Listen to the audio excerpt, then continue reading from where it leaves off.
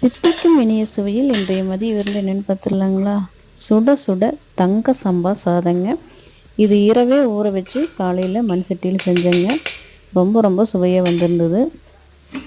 அடுத்ததாக தட்டைப்பயிர் சுரக்காய் போட்டு செஞ்சுருந்தேங்க. குழம்பு அவ்வளோ ஒரு டேஸ்ட்டாக இருந்தது.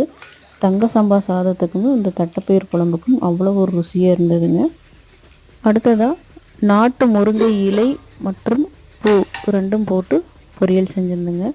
ரொம்ப ரொம்ப சுவையாக இருந்ததுங்க. இது நாட்டு முருங்கை உடம்புக்கு அவ்வளோ ஹெல்த்திங்க. இதோட தண்டே பார்த்திங்கன்னா கொஞ்சம் சிகப்பாக இருக்குது. இளம் முருங்கை பிஞ்சு முருங்கை ரெட் பீஸாக இருக்குங்க. இதுதான் ஒரிஜினல் நாட்டு முருங்கை. அடுத்ததாக சுட சுட மிளகு ரசம். ரொம்ப ரொம்ப சுவையாக இருந்ததுங்க இந்த மிளகு ரசம். அடுத்ததாக தயிர். எங்கள் வீட்டு மதிய விருந்து இதுதாங்க.